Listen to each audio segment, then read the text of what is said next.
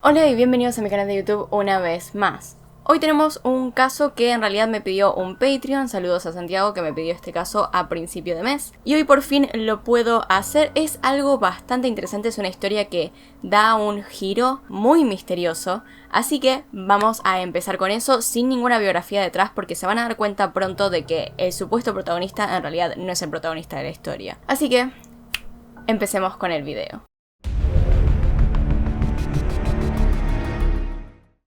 Como dije, no voy a dar ninguna biografía, así que pasemos directamente al día de los hechos. Todo empieza a las 2:28 p.m. del día 28 de agosto del 2003, cuando un repartidor de pizza de mediana edad llamado Brian Wells entra en un banco en Erie, Pensilvania. Tenía un bastón corto en su mano derecha y una protuberancia en la camisa. Wells, quien era calvo y tenía 46 años, camina hasta la caja y le da a la persona responsable una nota. Esta nota decía: reúna a los empleados con códigos de acceso a la bóveda y trabaje rápido para llenar la bolsa con $250,000. A su vez, también decía la nota: tienes solo 15 minutos. Luego de esto se levantó la camisa y dio a conocer que la protuberancia que tenía debajo en realidad era una bomba que estaba colgada a su cuello. La nota lo confirmaba. El cajero le explicó en ese momento que en realidad no podía abrir la bóveda, así que simplemente reunió todo el dinero que había alrededor, que pudo conseguir, se lo dio en una bolsa y dejó que Wells se fuese. Wells salió tranquilo de este lugar, se subió a su auto y se fue. Sin embargo, todo esto no duró demasiado tiempo, ya que 15 minutos después la policía lo encontró afuera de su auto, por lo cual lo pudieron arrestar con rapidez. En este momento en el que encuentran a Brian, él les empieza a decir que en realidad esto no es su culpa, que él no había planeado todo lo que estaba pasando, él no quería robar el banco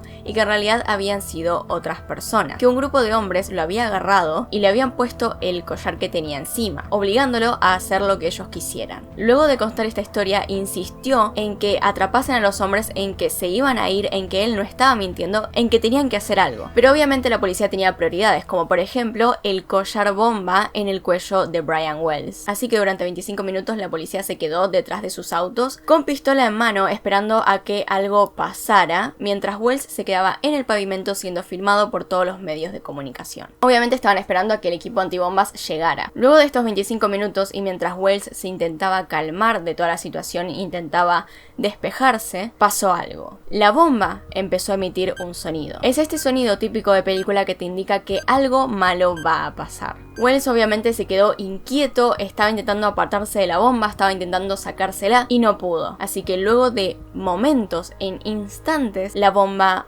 explotó. Fue tal el impulso que cayó violentamente sobre su espalda y se lastimó todo el pecho, obviamente matándolo. El repartidor de pizzas terminó muriendo a eso de las 3:18 p.m. El escuadrón de bombas llegó 3 minutos después. Pero ahora, ¿qué pasó?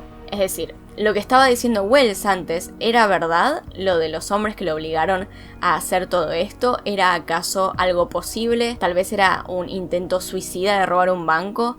¿Tal vez él hizo la bomba y la hizo mal, entonces explotó sin previo aviso? Estas son todas preguntas que se hicieron los policías en ese momento, así que de inmediato comenzaron a investigar. Lo primero que encontraron fue en su auto el bastón que llevó al banco, que era en realidad un arma hecha casera, supuestamente bastante bien construida, y a su vez también decían que la bomba que tenía en el cuello era bastante buena. Este dispositivo contaba con dos partes. La primera era un collar metálico de triple banda con 4 orificios y una cerradura de combinación con 3 dígitos. La segunda era una caja de hierro que contenía 2 bombas de tubo de 6 pulgadas cargadas con polvo. A su vez también tenía 2 temporizadores de tipo cocina y uno electrónico. Tenía cables dentro que no llevaban a ningún lado, simplemente para despistar, y también algunos stickers de advertencia. Sin embargo, esto no es lo más importante de todo el caso, estas no son las pistas revolucionarias del caso, sino que buscando más a fondo en el auto encontraron lo que de verdad sería una pista importante. Y es que a Wells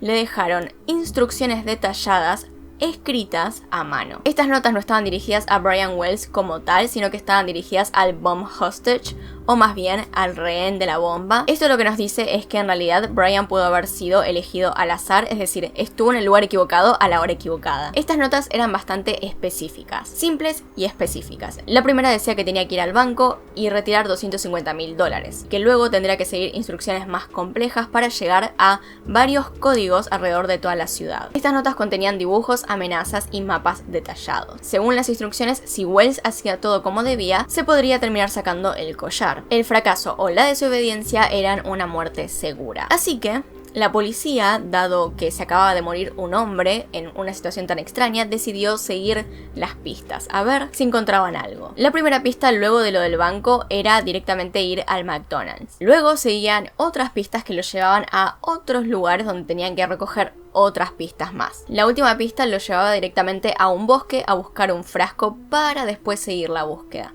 Sin embargo, una vez llegada allá la policía, encontraron que el frasco estaba vacío, lo cual planteó un montón de dudas nuevas. Es decir, primero, ¿quién pone todas esas cosas en lugares públicos donde cualquiera puede pasar, sacarlas, moverlas, etcétera? ¿Quién pone a un hombre que tiene un temporizador en el cuello a hacer una serie de cosas teniendo un temporizador en el cuello? Es decir, ¿está bien planeado o está mal planeado? Y obviamente, ¿quiénes eran los que estaban detrás de esto? Porque se ve que era un plan por lo menos pensado. Luego de terminar la búsqueda, que fue plenamente un fracaso, se investigó el caso durante 7 años. La investigación empezó cronológicamente, es decir, fueron al último lugar donde estuvo Brian antes de que todo esto del secuestro empezara, del secuestro y robo al banco. Es decir, fueron al último lugar donde a Brian se lo veía bien. Así que empezaron por la pizzería donde él trabajaba. Ahí estaba trabajando a eso de la 1:30, un tiempo después, cuando ya se estaba yendo porque estaba terminando su turno, la pizzería recibe un último pedido. Brian en realidad no tenía ninguna obligación de hacer este último pedido, simplemente lo iba a hacer de buen trabajador que era. Y de hecho Brian era en realidad un empleado modelo, no se había ausentado en 10 años nunca. Así que por voluntad propia decidió entregar este último pedido. Brian salió del local a eso de las 2 p.m. La ubicación de la entrega donde se suponía que tenía que ir era un lugar solo accesible por un camino de tierra, que en realidad era un sitio con una torre de transmisión para la televisión, ubicada en un área completamente boscosa, cerca de la calle Peach Street. Y acá empieza la zona donde tienen que estar prestando mucha atención porque van a aparecer personas nuevas diciendo cosas muy raras. Resulta que al siguiente día, cuando pasa todo esto, en el camino de tierra que se dirigía a la torre donde le habían hecho el pedido a Brian, algunos periodistas se encontraron con una persona que decía algunas cosas extrañas. Él era Bill Rothstein. Rothstein tenía 59 años y era un residente de toda la vida en ese lugar. Al principio parecía completamente ajeno a la situación, es decir, no parecía que estuviese concentrado en lo que había pasado con Brian, pero aún así los periodistas que estaban por ahí le pidieron que los dejase pasar por su patio para tener una mejor vista de la escena, ya que quedaba ahí nomás de donde habían pasado las cosas. En ese momento Bill no había dicho nada extraño todavía, estaba completamente normal. Los periodistas no pasaron más de 15 minutos ahí adentro de su casa, pero no pasó nada raro. El tema fue un mes después de los hechos. Al principio, este hombre no era más que una persona que vivía al lado de una torre. E iba a estar todo bien hasta que, justamente un mes después, el 20 de septiembre, Rothstein llama al 911. ¿Y qué le dice el 911? En 8645 Peach Street, en el garage, hay un cuerpo congelado. Peach Street es justamente al lado de la torre. Era la casa de Bill. Está en un congelador. Tienen que recordar estos detalles porque es importante. Obviamente, a las pocas horas de esta llamada, Rothstein ya estaba en la policía, ya estaba arrestado para ver qué podía decir. Él le dijo a la policía que estaba en agonía desde hace semanas, que había incluso considerado suicidarse, que incluso había escrito una nota de suicidio que pronto encontraron en su casa. Pero lo curioso es que en esta nota especificaba claramente que no tenía nada que ver con el caso Wells. Ya veremos. Entonces, durante los 2 siguientes días de interrogatorio, Rothstein le explicó a la policía qué era lo que estaba pasando. Resulta que a mediados de agosto dijo haber recibido una llamada de su exnovia, quien era Marjorie Dale Armstrong, con quien había salido durante los años 60 y principios de los 70. Dale Armstrong le dijo que le había disparado a su novio James Roden, en la espalda con una escopeta Remington calibre 12, en una especie de disputa por dinero, y ahora necesitaba ocultar el cuerpo y limpiar la escena del crimen. Rothstein, como una buena persona, hizo lo que le pidió y ocultó el cuerpo. Mantuvo el cadáver en un congelador en su casa durante 5 semanas. Desmanteló el arma homicida y la dispersó por toda la ciudad. Pero Rothstein, según le dijo a la policía, no pudo seguir con el plan. No pudo terminar el trabajo en el sentido de que no podía deshacerse del cuerpo, no podía descuartizarlo o ponerlo en ácido. Por lo cual es en este momento cuando llama al 911 y le avisa a la policía lo que estaba pasando, porque le tenía miedo a su exnovia. Así que el 21 de septiembre, el día después de que Rothstein llamó al 911, su exnovia fue arrestada. Así que obviamente la arrestaron, la llevaron a juicio y se determinó meses después, en enero del 2005, que en realidad ella era culpable, pero que no era estable mentalmente, y fue condenada a prisión estatal. Lamentablemente, Rothstein para ese momento ya estaba muerto. En 2004 había fallecido de linfoma. El grupo de agentes que estaba investigando el caso de Brian Wells realmente no prestó mucha atención a todo esto porque no parecía tener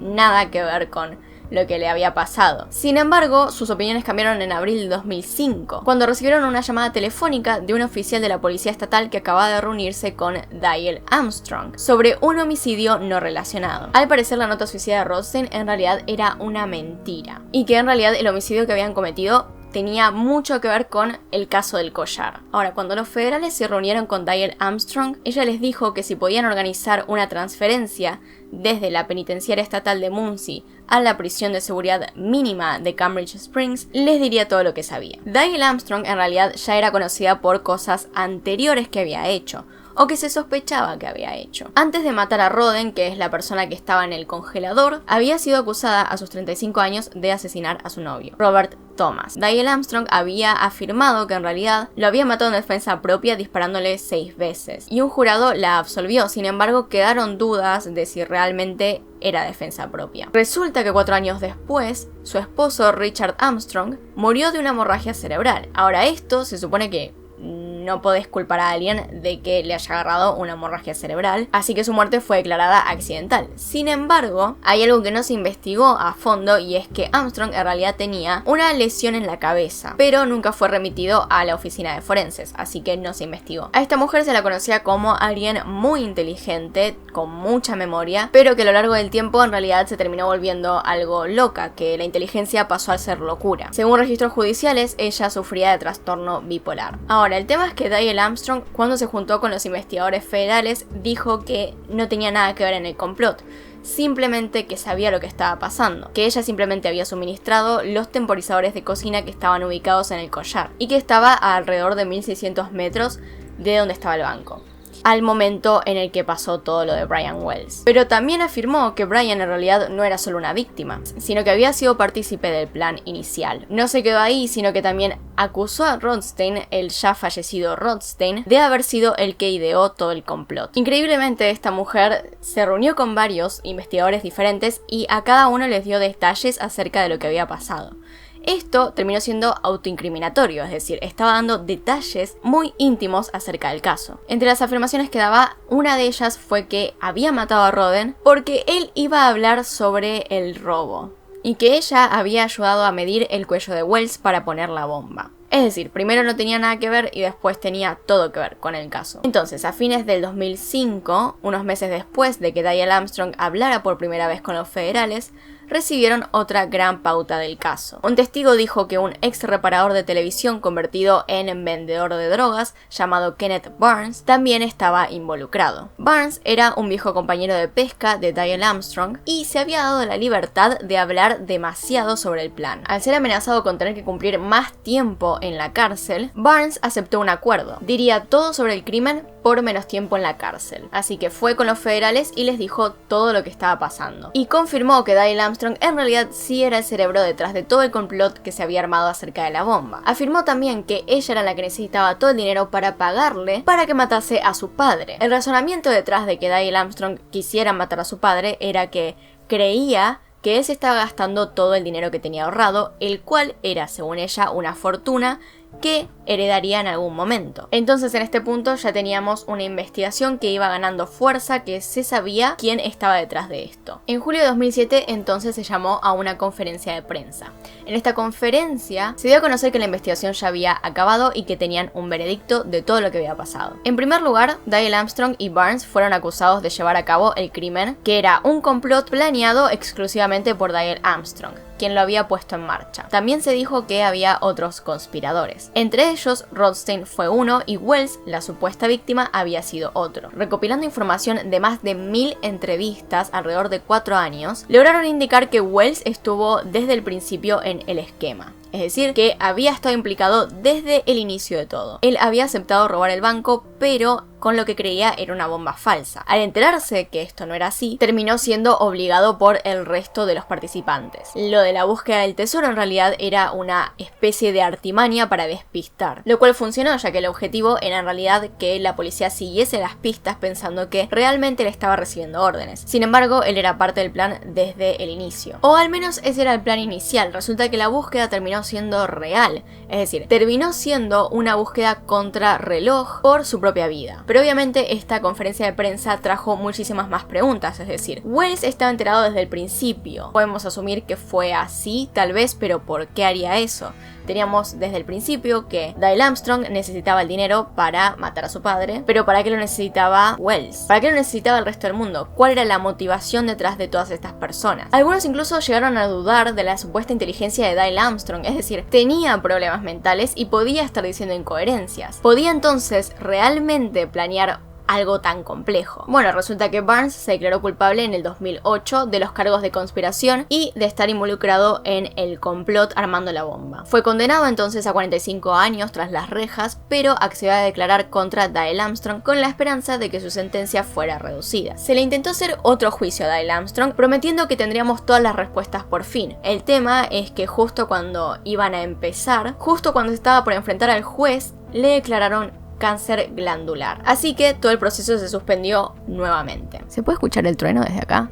Está lloviendo afuera. En agosto del 2010, de todos modos, los médicos hablaron y se dijo que le quedaba de 3 a 7 años de vida. Así que se optó por seguir adelante con el juicio y reprogramarlo para el 12 de octubre. Pero lo más raro en ese punto es que el abogado de Dial Armstrong la dejó hablar por su cuenta. Y entonces fue cuando se inició el juicio. Acá es cuando se estableció todo lo que supuestamente había pasado. Dial Armstrong supuestamente había ideado el plan y había reclutado a todos los conspiradores. Rothstein fue uno de ellos y Wells fue otro. El tema con Wells es que había sido traído solo para que le pagaran, ya que ciertamente necesitaba el dinero. El tema es que según Barnes, Wells necesitaba todo ese dinero porque se había estado endeudando con vendedores de droga y necesitaba el efectivo para poder pagarles. Solamente en la tarde del crimen, cuando ya había llegado al lugar de la antena de transmisión para empezar con todo el plan, se había dado cuenta de que la bomba era real. Es ahí donde intenta escapar y es obligado a punta de pistola a ponerse el collar. Pero es recién el 26 de octubre cuando Dial Armstrong cuenta toda su versión de los hechos. Recordemos que el abogado le había dejado hablar por su cuenta. Su testimonio duró 5 horas y media, pero sinceramente les voy a decir que es un poco una decepción, ya que no dijo nada importante. Primero que nada, las incoherencias y las faltas de respeto hacia el juez y hacia el abogado fueron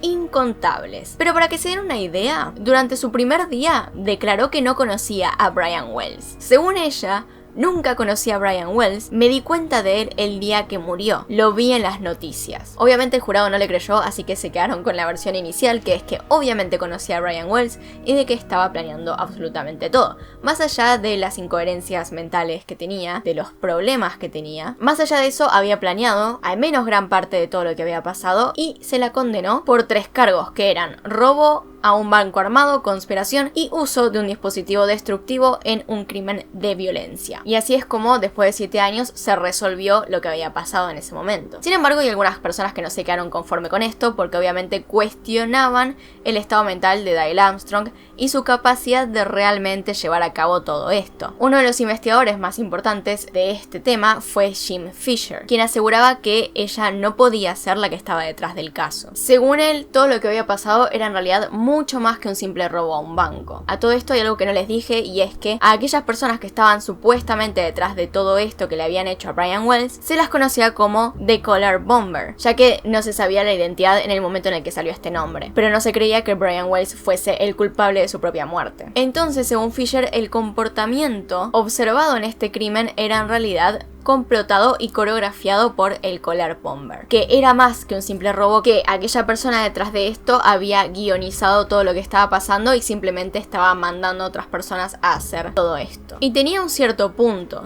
ya que a aquella persona que lo planeó no le importaba realmente lo que le pasara ni a Wells ni al dinero del banco. Y tiene razón, ya que de haber importado lo que sacó del banco, realmente hubiesen dejado vivir a Brian, pero no fue así. De hecho, lo dejaron morir en la calle con un temporizador en el cuello. Pero entonces, según Fisher, ¿quién es? ¿Quién fue la persona detrás de esto? Bueno, según él, el fabricante de estas bombas tenía una amplia variedad de herramientas eléctricas y máquinas de taller. Era una persona frugal que guardaba restos de diversos materiales para reutilizarlos en varios proyectos.